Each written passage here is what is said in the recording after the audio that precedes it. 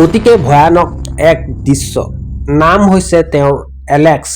যিহেতু তেওঁ এটা বৃহৎ ওখ আটাইতকৈ ওখ অট্টালিকাত বগোৱাৰ আৰম্ভ কৰিছে, তেওঁৰ মনত অকণো নিজৰ মনত কোনো ভয় শংকা নকৰি তেওঁ এখোজ এখোজ কৰি অকলে সঁচাকৈ গাৰ নোম দাং খাই যাব সকলোৰে।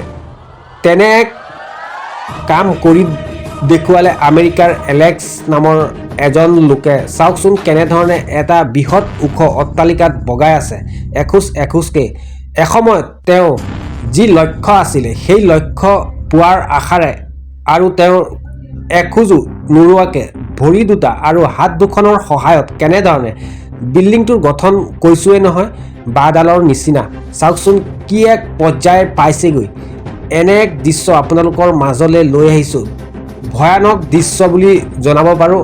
সম্পূৰ্ণভাৱে অসম্ভৱ কাম এটা এলেক্স নামৰ লোকজনে আৰু শেষত তেওঁ এখন চেলফি উঠি নিজকে সান্তনা দিলে।